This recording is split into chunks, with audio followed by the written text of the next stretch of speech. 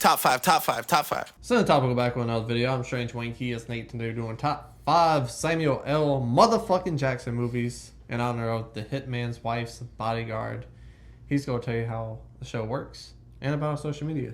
Yeah, so if you go open the description box below, you'll find links to all of our social media. Go give us a follow on there and like our shit. Also, if you would like to support the channel, we have a Patreon link down there, 3 separate tiers, all very affordable for some sweet bonus content. And if you're more of a one-time donator, we also have a link to our coffee account.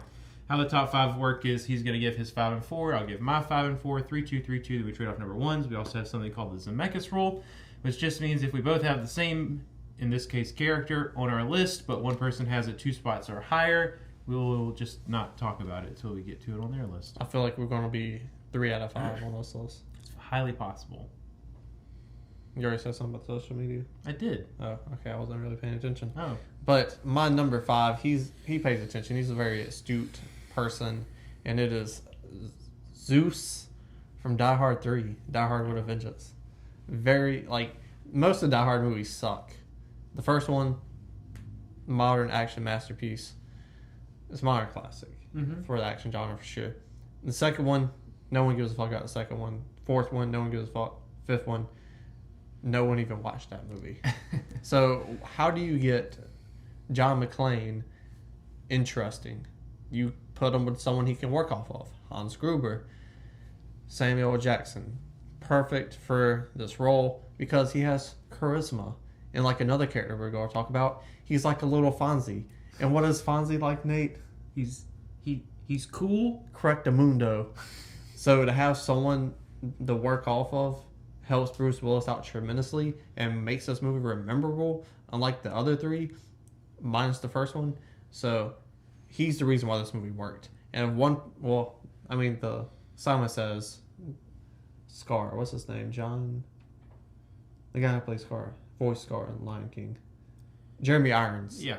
He's a good villain, but Samuel L. Jackson is the reason why that movie really works. So because of that, I had to make my list because without Samuel L. Jackson, that movie would probably be Hot garbage. Still trash. Next, it's going to be my number 4, and it's going to be Shaft. Not when he reprised the role in the 2019 sequel, but the 90s Shaft. Because he's one bad, shut your mouth. Like, you just got Samuel L. Jackson in his element. He was made for the black exploitation movies, and to see him get his own and to kick ass, and they actually put talent and money into it because you got Christian Bale in there. You got a decent cast, great writing. Sam Jackson, oozing machismo, he's a bad motherfucker. We'll talk about that again later. He's just so cool. It's hard not to like this character and not like this movie because this is like peak Samuel L. Jackson being the coolest person in the room, and you gotta love it. You got to. Nice. So my number 5 is my number 5 because it's definitely his smallest role on my film or on my list.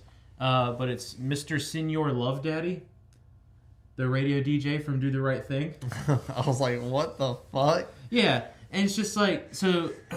I love this movie so much, and it's definitely just like because the first 3/4 of the movie is just kind of this slice of life, where we're just very, very slowly building tension to the last fourth of the movie, and the just little scenes where you get him just being this wacky, colorful radio DJ for this incredibly small space in New York. It breaks the movie up really nicely, and it adds a lot of character to it. And I just don't think that anybody else but Samuel Jackson could have really pulled that off the way he did. And it's also definitely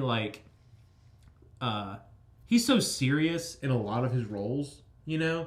So getting him to be almost just purely this comedic kind of relief to how hard life is for this specific section of people, it's just really fun to watch him just be goofy and wacky every time he's on screen. So I love that. That's a good pick. My number 4, also a smaller role, but a very pivotal one to a movie that was very pivotal and important to my life. And that's going to be his role in Jurassic Park. Hold on to your butts. He's the coolest dude in the room. And you will never in that room full of IT people, he is easily the coolest person in the room. Okay, I thought you was talking about like in the movie. No. Jeff Goldblum has that. Okay. Like, yeah, there's no argument there. But it's like, now you distracted me. I don't think they're ever in the same room in that movie. That's what I got distracted about. And it's just like, yeah, he's just like so clearly cooler than everyone around him. But he's still really good at his job, right? Iconic lines. Like, they gave him some really good one-liners in that. And I feel like he has, like, in every scene that he's in, like, they give him the last line before they cut to the next scene. And it's always just gold. And I'll always appreciate him for contributing to a movie that has been so important in my life. We could honestly do, like, top 5 Samuel L. Jackson movies, but he only has, like, 30 minutes of screen time. Because there's, like, a lot of those. Yeah. Like, when we did this list, I was like, it's a great cameo, but Coming to America is not going to make the list. Right, yeah. But there's a lot of good shit for Samuel L. He's Jackson. the robber, isn't he? Yeah. My number 3 is going to be Black Snake Moan. That's my number 3. He plays Lazarus. Yeah. A lot of these, I'm inspired by a director, so I want to make a movie to pay homage to feel like that director. Those movies, 8 out of 10 times suck. Like a prostitute. Oh, man. This is not one of them. Right. It's the best Tarantino ripoff you can find. This side of the Mississippi for sure. Right. And Lazarus, this is dirty Southern feel to this movie, and you just get this nymph of a maniac, and it's gold. And it's just like, it's such a fun, creative, original movie, and Sam Jackson really shines in those because the role isn't something we've seen before, because it's taken from source material, which he does a lot of those roles, like Nick Fury or Kingsman or something like that, you know. There's something that he can make his own and make tweaks and turns to it where he becomes that character. In this movie, I feel like he becomes that character almost. Yeah, I feel that. Yeah, I love this movie so much and what he does with this role because it's like he really, really commits. Like, I've seen interviews with Samuel L. Jackson. He's a very intelligent and smart person and very well spoken. So, like, the way he commits to this role of this, like, because I don't think they ever say it. The movie's supposed to take place in Mississippi, I think. And it's just, like, the way he commits to this, like, super impoverished, like, lifestyle and sells it is just, like, freaking awesome. But his character is, like, going through a really rough time because his wife is leaving him for his brother. And it's just, like, yeah, is like his way of trying to help homegirl out healthy, not even in the slightest. That's that old Southern roots. But tough love. But that's the dog. thing is this movie has so much to say about like trauma and mental health and everything like that. But it also has so much to say about like the dangers of like extremely like uneducated and impoverished communities, because it's like the only person in the whole town that like even initially is like, this is effed up, is the pastor. And even eventually he's just like, he's going to do what he's going to do.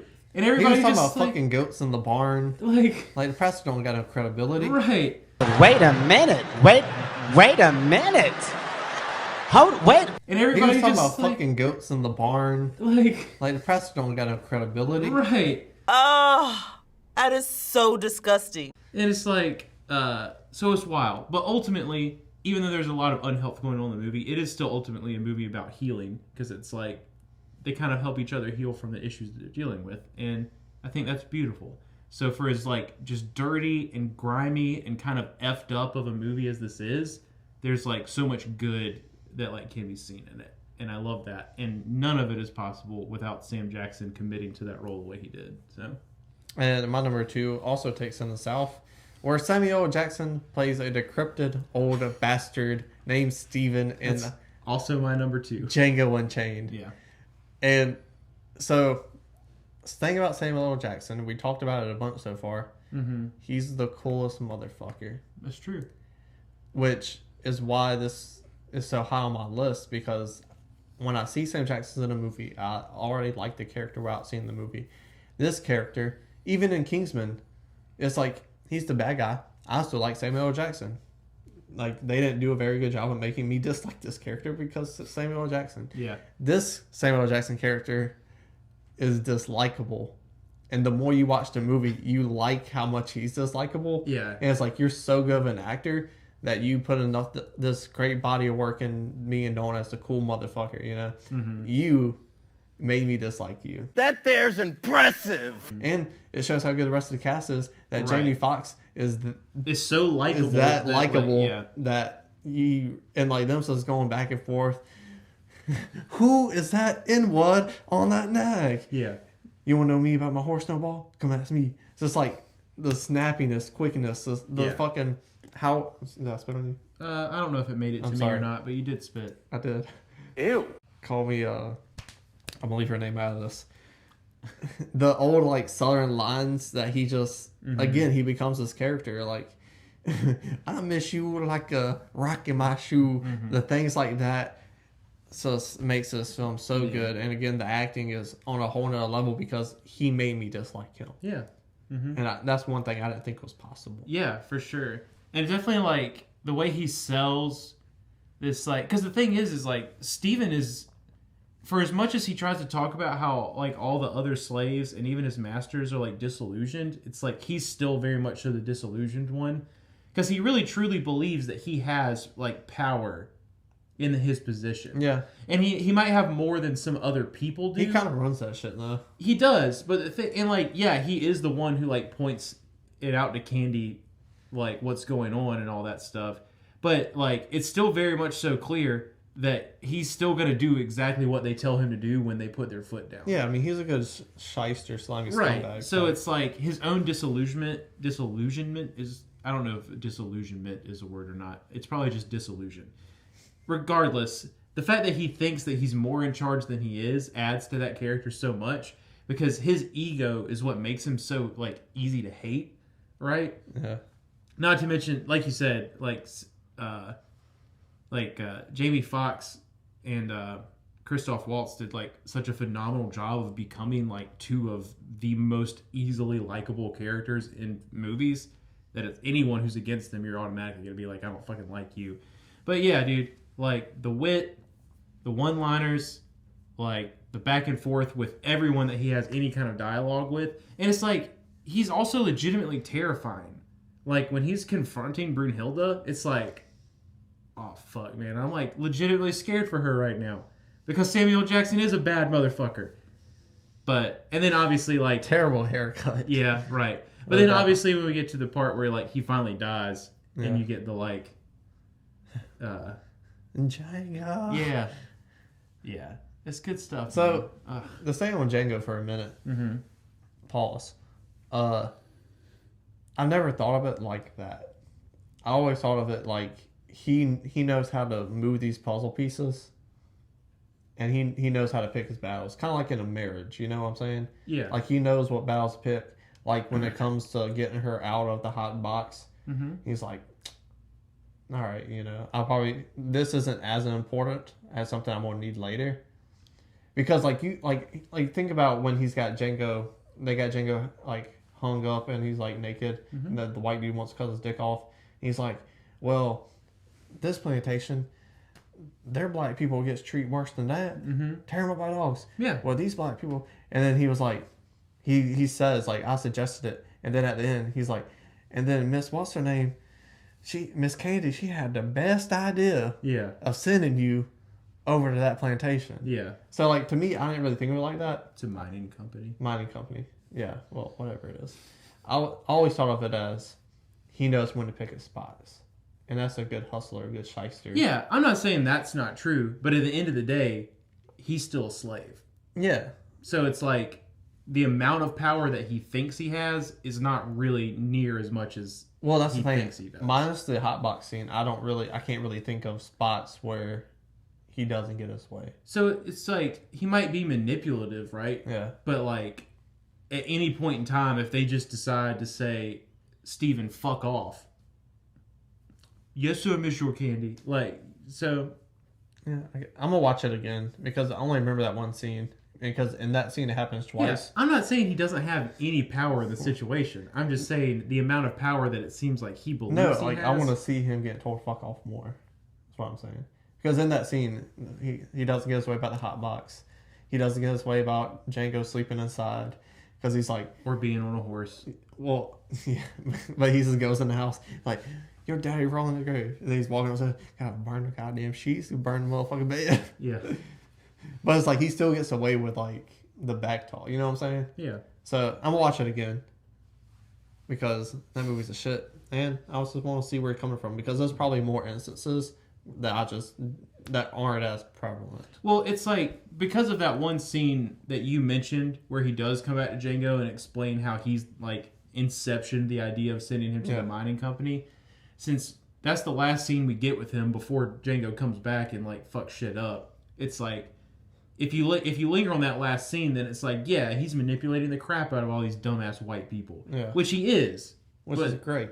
Because he's still not nearly in as control of his own life as he wants to believe he is. Because he's still a slave. Yeah. And he doesn't have 2 guns. That's true. Or 6 shots. If you don't got any guns, you got any shots. But you got a number 3 and a number 2. No, that was with them. Oh, shit. Which means our number 1 must be Jules. Oh, no. You're capping. I am. Literally, I'm wearing a cap. But Jules is my number 1. Yeah, I mean, obviously. Like I said, for my number 5, he's like a little Fonzie. And what is Fonzie like? He's cool. Yeah. Like, this made Samuel L. Jackson, who Samuel L. Jackson is today. The motherfucker lines. The wallet. The fucking... You literally have that wallet. The wallet, dog. The wallet. The wallet that says bad motherfucker on it. Like, I got a Rocky 2 card in there, At least too. it's true for Samuel L. Jackson. Negative. Shut up! Without this movie, Samuel L. Jackson is not the Samuel L. Jackson we all know and love today. Yeah. So it's just like the OG. Because honestly, same thing with these movies in general. I go back and forth on Django and Pulp. We talked about this a million times. I don't know about it on camera. I go back and forth on which one I like better because it's like without Pulp Fiction, there isn't Cinetopical. That's true, actually. But Django is like, if it's right here, Django's right there. You know, it's touching. Yeah. Because they're both so good. It's his best 2 movies. I don't care what anyone says. I agree. And it's like, damn. Sam Jackson, you are a bad motherfucker. Like, yeah, it's true. And he's like he has the best character arc in the movie as well, in terms of like really the only character arc. Really the only character. It's true. I mean, like Butch. Well, he means he kind of has one a little bit, but like Not really! having that like one consistent through line, being one of the only people to actually make it out of the movie, and all that, like, it really just kind of makes him like the center point of the film. And I don't think that any other actor like could have just done that, you know?